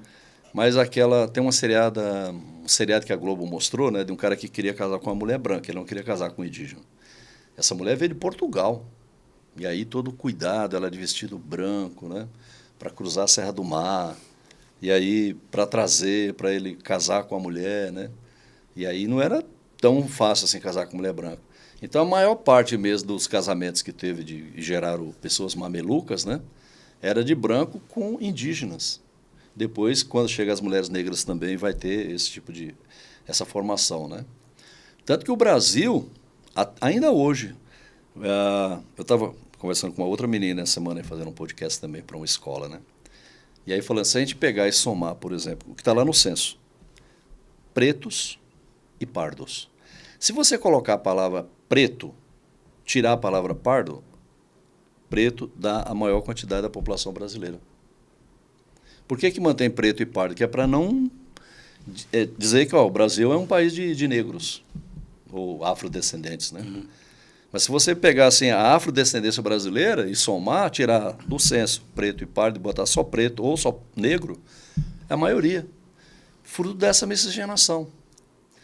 Depois, já no período imperial, e depois nós vamos falar do período imperial, tem uma coisa chamada teoria do branqueamento. Então, o que eu vou fazer? Eu vou trazer muita gente da Europa, branca, para embranquecer a população, que era muito preta. Então, mas aí já é um outro momento da história. Aqui em Muito Guarulhos bom. também tem a ver, né? Até porque de tudo que a gente falou aqui, Guarulhos diria que é o epicentro disso tudo do período colonial, né? Período colonial. Porque de certa forma, depois do descobrimento, tudo acontece aqui, entre aqui e São Paulo. Eu acho que aqui Mogi das Cruzes é de 1560, é do mês de agosto, né? Mas não tinha ouro. Não tinha ouro. Lá tem a Serra do Tapeti. É brincadeirinha só para poder provocar. Não sei se na Serra do Tapeti... Não, mas eu posso trazer depois para vocês o mapa da mineração de ouro em São Paulo. Lá na Serra do Tapeti tinha. Tá. Tinha ouro, tá? Porque é toda essa formação geológica que tem da parte norte e nordeste de Guarulhos, né? Só que o ouro, já, por exemplo, quando chega em Cabo Sul, já não tem. O que explica o geólogo da USP, Caetano Giuliani? Que onde tem esses veios, naquela parte amarela, é onde existia vulcão. Então, ali jogava, o ouro passava, essas cinzas escorriam. Quando você já vem para essa parte, eu posso até mostrar aqui para vocês, ó. Quando vem já para a parte aqui do Cabo Sul, a gente já não tem os veios de ouro. Então, o veio de ouro está até a Serra do Bananal. Olha aqui, ó. Cabo Sul está aqui, centro de Guarulhos está aqui. Os veios de ouro, ele está aqui na parte leste de Guarulhos, na parte nordeste e aqui perto daqui da região central, ó. Então, aqui está o ouro. Então, o ouro vem até aqui, ó. Aqui já não tem. Aqui tem outra formação rochosa. Mas aqui estão os veios. O que o Caetano Giuliani, né, o mestre, doutor da USP, tudo fala? Que onde tem esses veios é porque existiram vulcões. Então, era ali que o ouro era tirado do núcleo interno da Terra. Aquele expelido do centro. Aquela pedra de 1 bilhão lá de anos, onde que ela está? Ela está aqui no Cabo Sul, ó. Cabo Sul.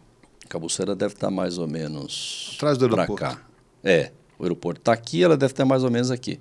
Mas lá não é formação de ouro. Tá. Ela é formação mais dura do que diamante. Mas ela está em outro local. Não está nessa faixa aqui desse vulcanismo, né? Então tem muita história. E essas histórias desse livro, elas são contadas para criança também. Para criança. Nesses livros. Nesse daqui, que são os contos infantis, né? Esse aqui é o Mundo Encantado e a Ave Símbolo de Guarulhos, né? Então a gente conta aqui a questão do ouro, a explosão da estrela, né? Ó. Diz que onde tem ouro também tem muito duende, né? Tem que achar esse fim do arco-íris aí que tá Achar difícil. o finalzinho. A calça ao tesouro, que são aquelas rochas muito antigas, né? Que ficaram incrustadas em rochas e tal. Aqui nós temos de olho na serpente, quer dizer, a Ilma tem que proteger os filhotes, né? A gente procura também contar a história para professores, mas também numa linguagem literária, né? Eu falei, dinossauros tinha em Guarulhos? Guarulhos eu nunca vi, né? Mas a gente encontra a sabambaiaçu, que é uma planta típica de alimento dos dinossauros, tá? Então, a sabambaiaçu nós temos demais na Serra aqui, né? Aqui tem mais sabambaiaçu, ó, que é o famoso xaxim, né? Que está em ameaça.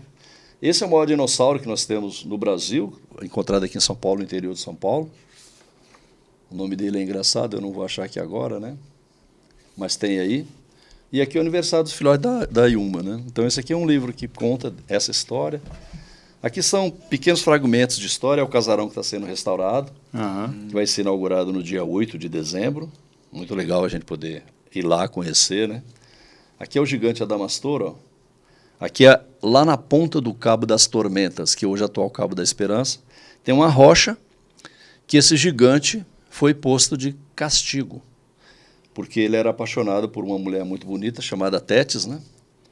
E aí ele queria sequestrar ela, mas tinha um deus mais poderoso que ele que também queria namorar com a mulher, né? Era Zeus, né? E Zeus falou, você vai fazer isso com ela, tá bom, então Vai ficar de castigo ali. Vai ficar de castigo. Está lá até hoje, né? Está lá até hoje.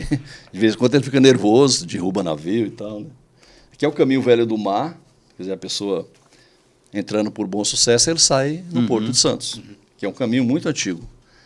Está registrado no livro do Cidade Símbolo, né?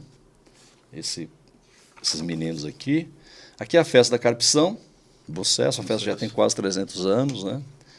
É uma festa pagã e depois virou uma festa religiosa. Aqui a gente tem o menino que entrou lá. Aqui é a casa da Candinha, a casa de 1825, né? Também construída por escravos, escravizados, né? A menina que morava nessa casa foi visitar essa casa. Ela achou muito estranho, porque ela saiu dessa casa. Aí quando ela chega nessa casa, ela fala, nossa, mas desse tamanho? Onde é que faz xixi? No mato. Onde é que toma banho? Na represa. Ai, eu não sei fazer isso. Aí esse aqui é o casarão que está sendo restaurado, né? A casa José Maurício de Oliveira Sobrinho. Aqui tem uma coisa muito importante, que é uma marca, que é Fórum. Né? Fórum de Guarulhos. Que significa que quando Guarulhos foi criado o município, ele criou os 3 poderes, mas ele foi por muito tempo, até 1956, comarca de São Paulo. Ou seja, os processos judiciais de Guarulhos é resolvido no Fórum da Comarca de São Paulo, da Praça João Mendes. Só em 56 é que é instalado o Fórum da Comarca de Guarulhos, nesse casarão. Por isso que quem tem a placa, Fórum. Então isso aqui completa a história, dá uma identidade integral do município de Guarulhos, né? Isso aqui é os nossos meninos aí que ilustram os livros, né? A catedral antiga, né? Igreja Matriz, o trem da Cantareira. E aí a gente vai fazendo essas histórias. Aqui para professores, aqui para crianças. Maravilhoso. Tá bom? Vamos construindo essa Mais alguma identidade. Pergunta? Não. Tem certeza? Eu tenho uma curiosidade em relação à matriz. Matriz. Me falaram essa semana que existe uma fonte entre paredes lá dentro. É fato? De água? De água.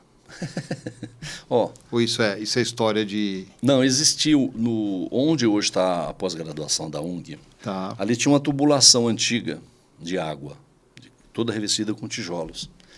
Até na época do professor Antônio Manuel, que era o geólogo, foi uma pessoa muito importante lá, ele mostrou uma foto, mas também essa foto sumiu, o Manuel também sumiu do Guarulhos. Não que foi, o Manuel está morando aqui no litoral de São Paulo, né? Mas ele tinha ali uma passagem. Na frente chegou a ter também um chafariz. Aparece até em fotos e tudo, né? Agora, atualmente, dentro da igreja não tem. Não tem, né? Não tem. Lá tem as paredes de taipa, que é a parede do fundo da igreja, que é uma parede de 1741, portanto, era a parede mais antiga da cidade de Guarulhos. 1741. 41. É toda de taipa de pilão, mas fonte não tem. Não, isso aí foi porque falaram. Vou perguntar oficialmente para quem sabe. Muito obrigado por essa aula, muito obrigado por todo esse ensinamento e cada vez mais engrandece aqui o nosso conhecimento e nossa paixão pela cidade. Marcos, obrigado também pela dica. Sua parceria. Mês que vem tem mais. Tá, a gente volta. Tem mais. Porque a gente vai transformar esses conteúdos para um produto também dentro do nosso jornal, nosso jornalismo, que estreia 1º de janeiro. Muito bom. Diariamente, de 7 às 9 da manhã. E a gente enquanto televisão, precisa colocar todo esse seu conhecimento para a população de um modo geral, né? Que o senhor já faz isso com as escolas, mas também divulgar para as pessoas que não estão em sala de aula. Eu acho de uma grandiosidade a gente ter esse conhecimento todo aqui. E o senhor, mais ainda, passar para a gente com toda a calma e todo o detalhamento, isso tudo que o senhor faz com a gente aqui. Obrigado pela sua presença e pela sua aula, mais uma vez, aqui para a gente. Então, eu acho que uma coisa que você está falando que é muito importante, quer dizer, quando a gente fala de história, né, a gente tem que pensar na história como um aspecto, a história humana, né, de um aspecto, de uma globalidade e de uma particularidade. Então, quando a gente estuda a história do Guarulhos, né, e no estudo é separada, para não gerar uma fragmentação. Então, a gente tem que procurar integrar a história com a história local, com a história regional e com a história geral. Claro. Quer dizer, Guarulhos ela tem ela é uma particularidade, e dentro dessa particularidade tem milésimas partes de particularidade. Então, ele tem que compreender isso dentro de uma lógica. Como é que essa lógica, como é que esse local está ligado regionalmente, assim, vamos subir São Paulo, Estado de São Paulo, mas como é que ele também está ligado globalmente? Então, a gente, para desenvolver um método de análise da história, do conhecimento, que não fragmente. Perfeito. Como faz a universidade, as universidades hoje, né? Prestam um trabalho importante, mas você vai lá fazer um trabalho e fala, não, você tem que escolher só um pontinho. Aí a pessoa fica especialista só em um pontinho. Então, o que a gente precisa? Para romper esse tipo de coisa, é a gente introduzir a história da cidade dentro de uma lógica global, né? De meio ambiente, de história, de geologia, de geografia, né? Para que a pessoa tenha essa noção de totalidade. Porque o que eu penso, né? Hoje eu vi uma pessoa falando assim, olha, o ser humano está afadado a ser extinto, se a gente continuar na pegada que está. Não só o ser humano, todos os seres vivos. A Terra não vai acabar com os eventos climáticos extremos. O que vai acabar são os seres vivos. A Terra vai continuar existindo. Sim. Né? Então, a gente precisa raciocinar de uma forma dentro de uma visão holística do processo.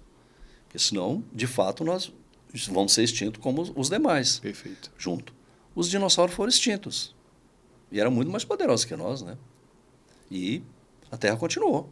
É verdade. Então, a gente precisa fazer o território que a gente tem como laboratório. E aí, quanto mais a gente ter espaço com vocês, com outros locais, né? E poder desenvolver essa lógica de conhecimento, né? Porque só uma última coisa. Hoje eu estava numa outra reunião, né? E aí, falando com as pessoas lá, né? Dessa questão de estudar a forma de uma forma global. Quando um cara chamado Wegener, né? Que é um geólogo, ele é geólogo, acho que era geólogo, ele descobriu que a África e a América um dia já foi colado, quase que ele foi queimado em praça pública, né? Mas é porque naquela época prevalecia um sistema chamado pensamento estacionário. Hoje eu estava falando lá na Secretaria de Educação, não tem problema nenhum que Deus tenha criado o planeta, o mundo. Perfeito. Agora, quando ele criou o oceano, essa foi a pergunta do Wegener, né? Quando ele criou, o Oceano Atlântico estava colado ou separado com a América? Meu, quase mataram o cara. E eu falei, não, porque eu estou aqui analisando que o negócio era separado. Não tem problema que ele tenha criado. Tá certo, ok. Tá certo, criou. Né? Agora é o seguinte, isso está em movimento, isso está em movimento. Constante. Esse movimento que nós temos que compreender. E o ser humano tem essa capacidade de compreender e de intervir. Não sei se nós vamos conseguir barrar a questão do aquecimento global, mas a gente tem capacidade de compreender e amenizar se a gente tomar as medidas que a gente precisa tomar. Né? Então, compreender, quando a gente fala de aquecimento global, nós temos que falar de aquecimento local. O que nós estamos aquecendo? Acho que vocês trataram isso com a Celi, mais ou menos. Né? O que nós fazemos aqui, enquanto indivíduo, e que contribui para o aquecimento global? Porque senão a gente acha que o global é só do outro, mas o aquecimento global tem parte do aquecimento local. Ele não existe sozinho, na rua. Né? No asfalto, no tipo de casa que a gente constrói e tudo. Né? Então, o assunto é muito complexo e é muito importante que tenha canais que abram essa possibilidade de refletir. Né? A gente fala de aquecimento, mas a mudança climática, porque estamos no meio de novembro e a gente está usando roupa de frio. Aqui, ó. Né? A gente está usando roupa de frio. Então, essa mudança climática radical é que é preocupante em todos os sentidos. E aí, corroborando com o que o senhor falou, a gente, e aqui, nós aqui, enquanto o que nós estamos fazendo aqui, entende que o conhecimento gera pertencimento. Sim, então, quanto mais as pessoas que estão vendo a gente conhecerem toda essa história, conhecerem todos esses caminhos que fizeram com que o local aonde vivemos chegou aonde chegou e por que chegou, porque a história toda até agora é uma história na era colonial, uma história sofrida, mas com um objetivo claro ali de econômico. Sim. Né? A partir dali, a gente tem algumas coisas que aconteceram, que o senhor vai contar em outras passagens. Por que o guarulhense não tem o senso de pertencimento? Sim. Né? Que isso hoje é o que é um problema para a gente numa cidade de 1.300.000 pessoas. Né?